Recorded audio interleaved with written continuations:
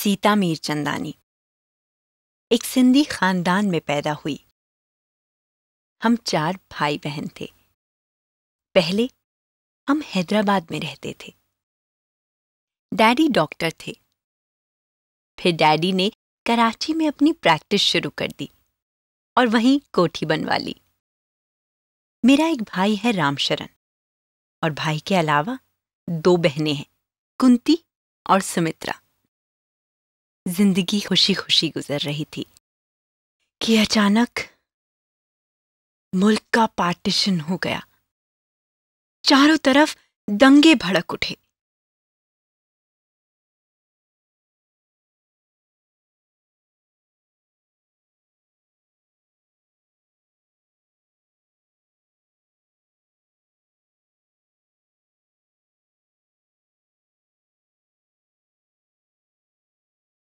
Partition की आग रोशन हुई तो हम लोग जहाज पर बैठकर कटियारवाड़ा के पोर्ट पर उतरे। यहां हमारी तरह लाखों शरणार्थी थे। उस वक्त मेरी उम्र ही क्या थी, यही कोई 19-20 साल।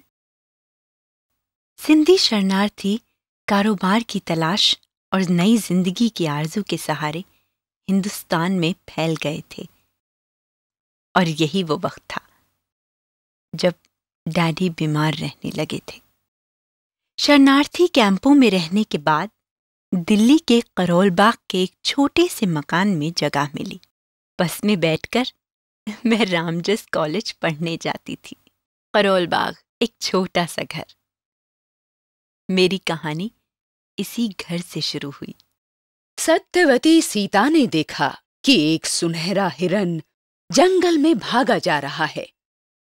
हे नाथ, उन्होंने कहा, इसका शिकार करके इसकी खाल मेरे लिए ला दीजिए। रघुपति समझ गए कि हिरन कौन है। राम को देखते ही हिरन तेजी से भागा। जब हिरन राम के तीर से घायल होकर गिरा तो उसने एक फलक शिगाफ चीख मारी और चीख की आवाज सुनते ही सीता ने घबराकर लक्ष्मण से कहा, भैया, तुम्हारे भाई पर कोई आफत आई है, फौरन जाओ। लक्ष्मण राम को ढूंढने चले गए। रावण जोगी के भेष में सीता की कुटी पर पहुंचा और उन्हें जबरदस्ती उठाकर ले चला। रावण ने सीता को रथ पर बिठाया और तेजी से उड़ गया। सीता शिकारी के चंगुल में फंसी हुई। सीता शिकारी के चंगुल में फंसी हुई खौफजदा हिरनी की तरह चीखती चिल्लाती आसमान पर से गुजरी। जब उसने एक पहाड़ी पर बंदरों को बैठे देखा तो हरि का नाम लेकर अपना दुपट्टा उसकी तरफ फेंका। रावण ने उसे अपनी राजधानी में ले जाकर अशोक के जंगल में कैद कर दिया। बोलिए सियावर रामचंद्र की जय। जय। बेटे रामशरण जी। किसी को तलाश कर रहे हो? नहीं माँ, कुछ नहीं माँ, किसी को नहीं। तो कहीं बाहर जा रहे हो? जी माँ। ठहरो, मैं भी तुम्हारे लिए खाना बना देती हूँ। दाल और पूरी तैयार कर देती हूँ, कुछ खाकर जाना। नहीं नहीं माँ, मुझे देर हो रही है। अरे वाह, देर कैसे हो रही है? बिना खाए जाओगे तो रास्ते में चक्कर आ जाएंगे। और फिर कुंती और सुमित्रा भी बिना कुछ खाए पिए ही स्कूल चली गई हैं। माँ, मुझे भी 8 बजे तक आसफ अली रोड पहुँचना है। तुम अब बनाना शुरू करोगी तो वक्त पर नहीं पहुँच पाऊंगा। बेटे, मैं भी क्या करूं? तेरे बाबा की तबीयत रात भर से खराब रही। देर से सोई ना, इसलिए देर हो गई उठने में। कोई बात नहीं माँ, कोई बात नहीं। कोई बात कैसे नहीं बेटे? मेरे बच्चे घर से भूखे निकले, क्या ये मुझे अच्छा लगेगा? अगर पुराना सिंध वाला घर होता तो क्या तुम ऐसे भूखे प्यासे निकलते घर से? मगर अब तो जैसे सब कुछ एक सपना सा हो गया है। वरना नौकर चाकर की फौज, किसी चीज की तकलीफ नहीं थी वहां पर। जो बीत गया उसे याद करने से क्या फायदा? कोई फायदा है? फायदा हो या नुकसान, बीते दिन भुलाए नहीं जा सकते बेटे, उन्हें नहीं भुलाया जा सकता। जो आज है वही असलियत है। अब इस असलियत को तस्लीम कर लो मां। वो इलाका पाकिस्तान में चला गया और अब हम दिल्ली के करोल बाग में हैं। मुल्क तकसीम हो चुका है और अब ये घर ही हमारी सच्चाई है।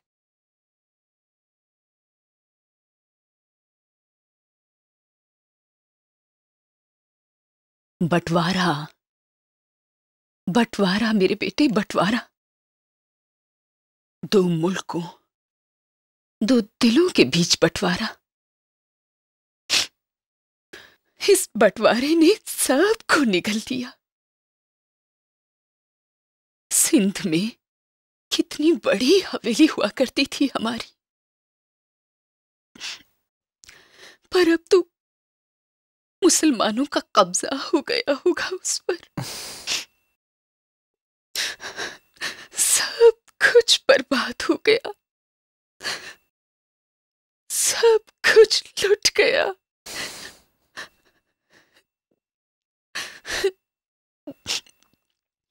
इस दिल्ली शहर के अनजान लोगों की तरह हम भी यहाँ पर आकर अनजान हो गए बेटे।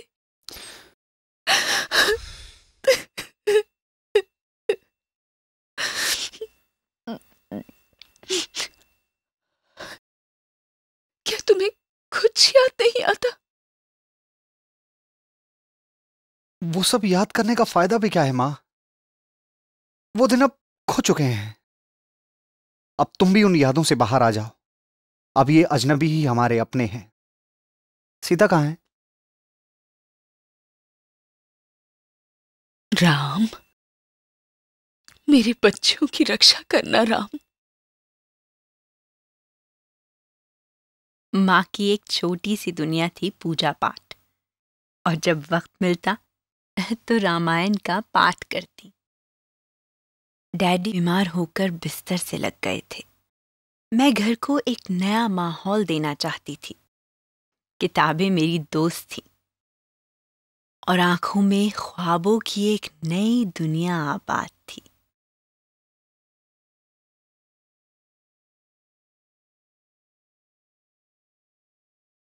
सीता, लो चाय पियो। Thank you. मां से मिलकर आ रहा हूं। माँ सिंध की हवेली से अब तक बाहर नहीं निकल पाई। मैं भी नहीं निकला। जो कुछ हुआ वो बेहद डरावना था, लेकिन असलियत से इनकार भी तो नहीं किया जा सकता। खैर छोड़ो। अच्छा ये बताओ, तुम कहाँ जा रहे हो? आसफ अली रोड। ओ, तो ठहरो, मैं भी तुम्हारे साथ चलती हूँ। सबसे पहले मुझे यूनिवर्सिटी जाना है और उसके बाद ड्रामा की रिहर्सल के लिए जाना है। इसका मतलब है तुम्हें आने में आज भी देर हो जाएगी? ऑब्वियसली। रात को पिताजी की तबीयत कुछ ज्यादा ही खराब हो गई थी। उन्हें हॉस्पिटल भी लेकर जाना है। यहाँ आने के बाद बाबा की तबीयत एक दिन भी अच्छी नहीं रही। वो ये सदमा नहीं भूल पाए। चलो कोई बात नहीं। चलो, मुझे देर हो रही है, मुझे जाना भी है। लेकिन तुम परेशान मत हो, मैं अस्पताल से दवाइयाँ ले आऊंगी। मगर कैसे? तुम्हें लाइब्रेरी जाना है, फिर ड्रामे की रिहर्सल है। तुम्हें पता है ना, मैं सब कुछ कर सकती हूँ। जानते हो ना? अरे अब चलो, अब देर नहीं हो रही तुम्हें? हाँ हाँ चलो। लेकिन पहले पिताजी को देख लें। हाँ ठीक है, चलो।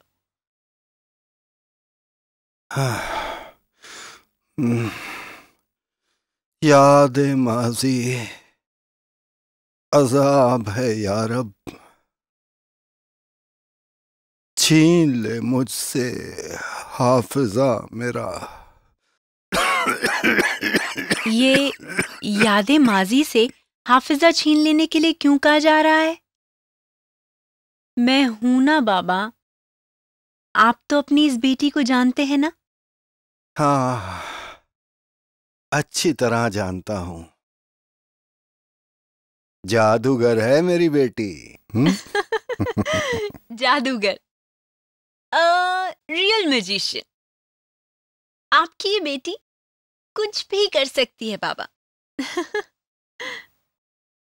रिमेंबर बाबा, ये दिन हमेशा नहीं रहेंगे। मैं हूं ना। बेटी, कितनी ख्वाहिश थी, कितना अरमान था कि तुझे डॉक्टरेट की डिग्री के लिए विलायत भेजता।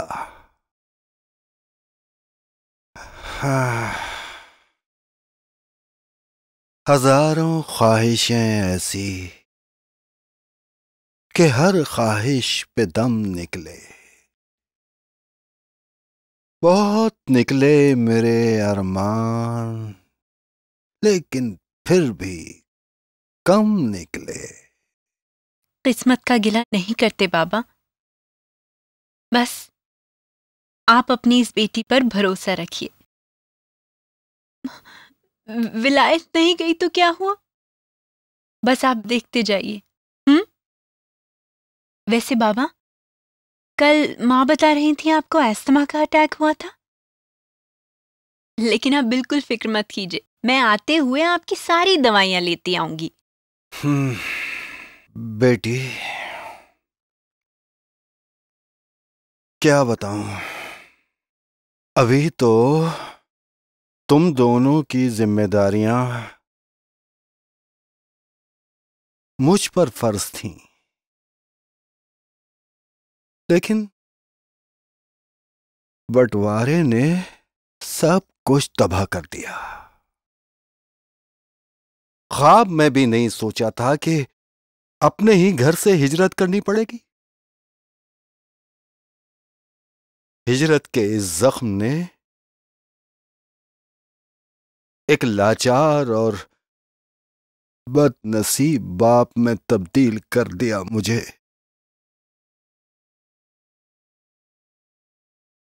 वो शानो शौकत,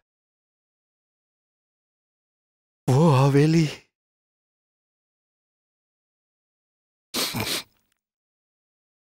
सब माजी का अफसाना, और यहां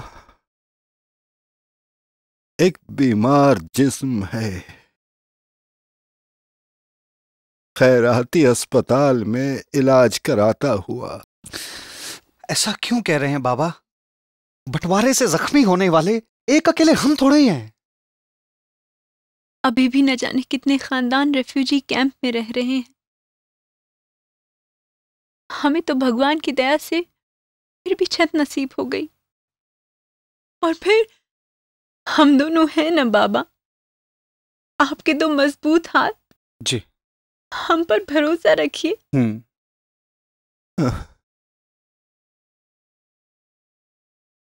बेटी,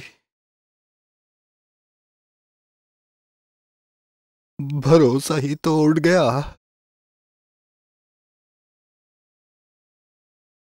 अरे, खुद पर से भरोसा उड़ गया।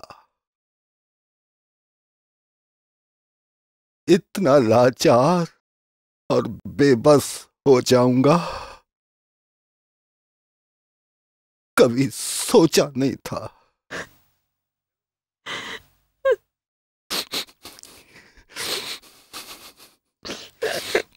खैर, तुम लोगों को देर हो रही होगी, तुम लोग जाओ। जी बाबा, हम जल्द लौट आएंगे। चलो।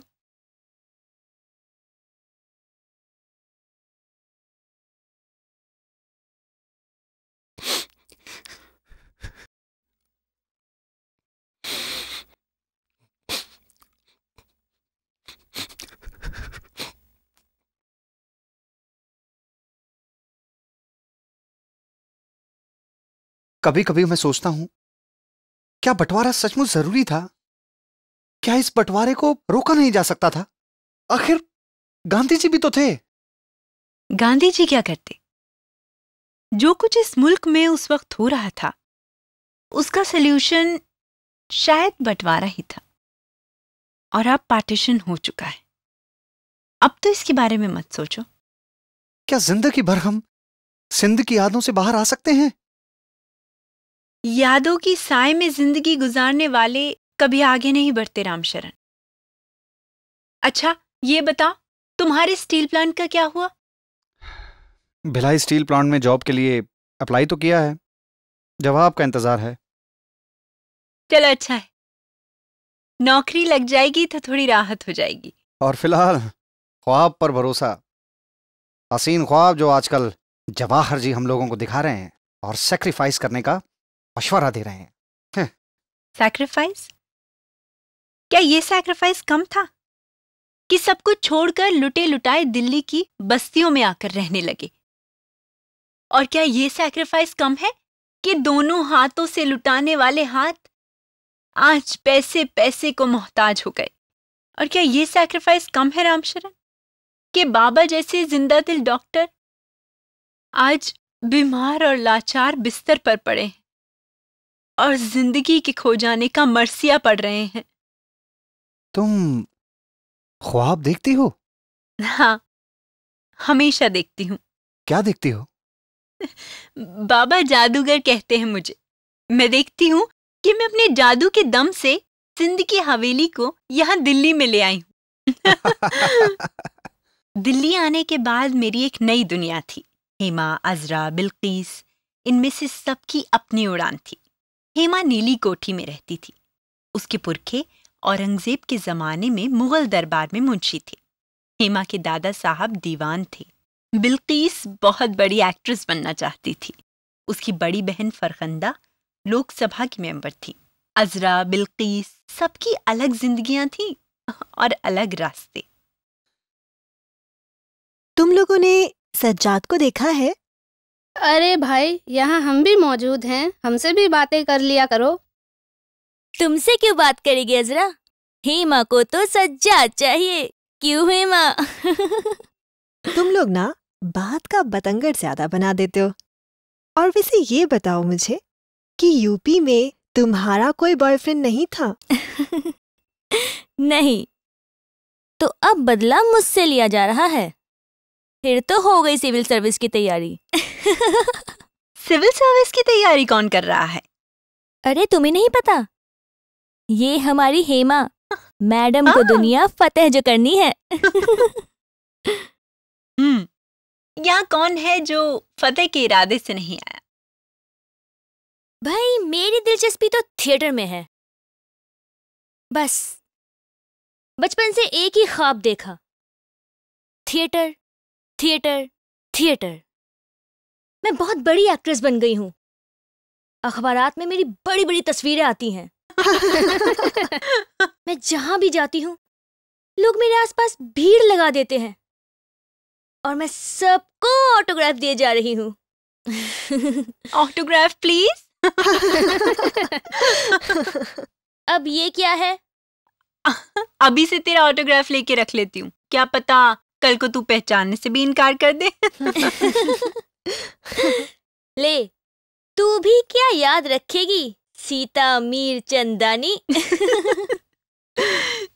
कितनी अजीब बात है ना, यहाँ सबके अलग अलग सपने हैं और सबकी अलग अलग उड़ान।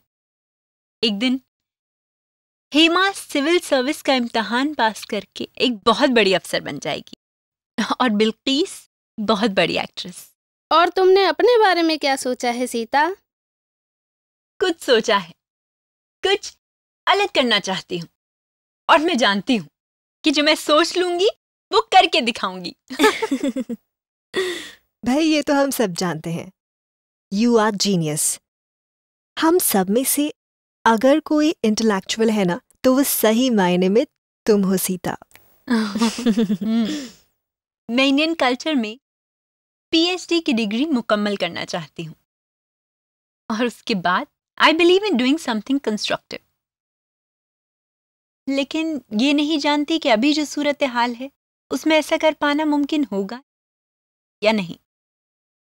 तुम पर भरोसा है और इस बात की उम्मीद भी है कि जो तुम ठान लोगी वो करके दिखाओगी। लो, सज्जाद साहब भी आ गए।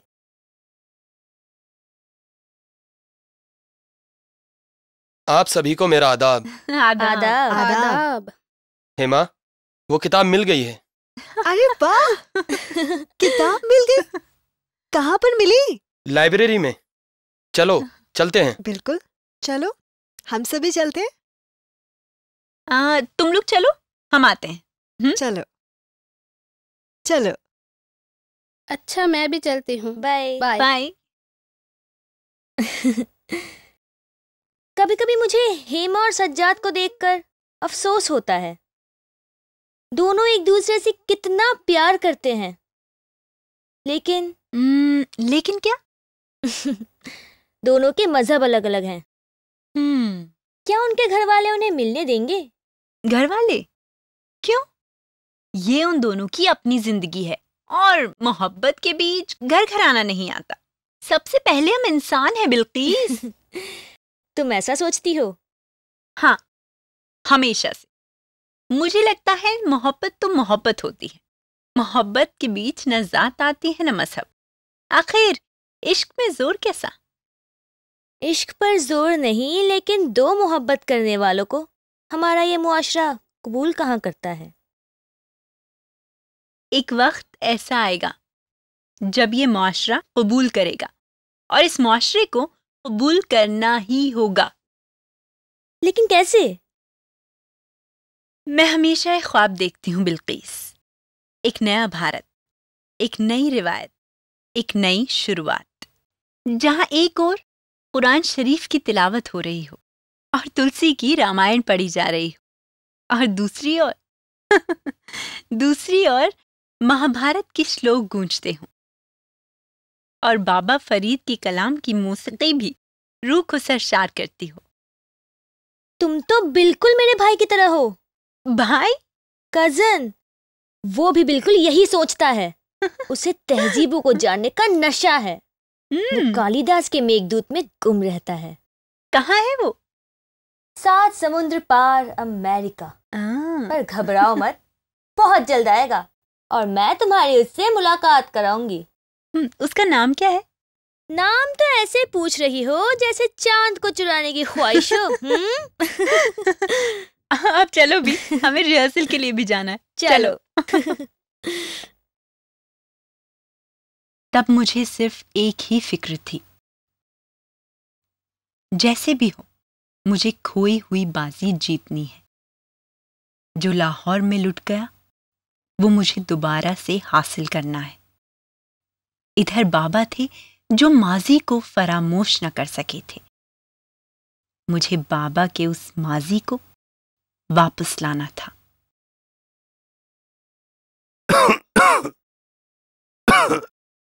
सीता नहीं आई अभी तक? सीता बस आती ही होगी, संभालिए खुद को।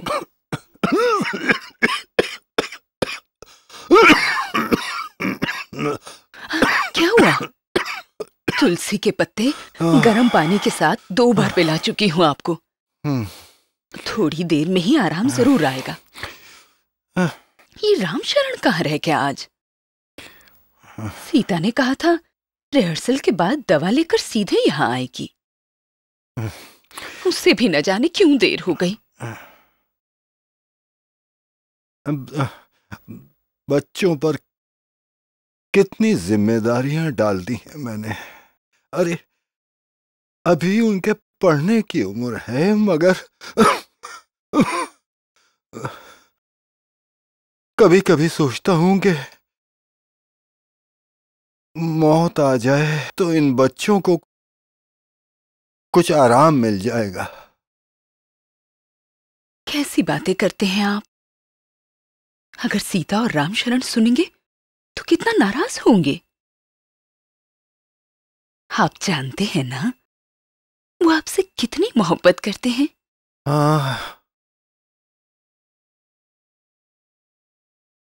इसीलिए तो बच्चों से डर लगता है। अरे इतना ख्याल रखते हैं कि अपना भी ख्याल नहीं रख पाते। बच्चे अब बड़े हो गए हैं, हमारे ही तो संस्कार उनमें आए हैं। वरना आजकल के बच्चों को देखिए। हाँ, ठीक कहती हो, लेकिन मैं तो बस इतना जानता हूं कि ये दोनों बच्चे जल्दी से अपने अपने पांव पर अच्छी तरह से खड़े हो जाएं और जिंदगी से जो कुछ भी ये चाहते हैं वो उन्हें आसानी से मिल जाए। फिर उसके बाद मौत भी आ जाए तो परवाह नहीं। अब बस भी कीजिए ना, शुभ शुभ बोलिए। कितनी बार आपको समझाऊं मैं। जब हम सिंध वाले घर में रहती थी तब क्या आप इतने ही कमजोर होते थे? क्या जिंदगी थी वहां पर आपकी। सीता और रामशरण भी कितनी शान से रहा करते थे। और अब क्या जिंदगी हो गई है हमारी यहां।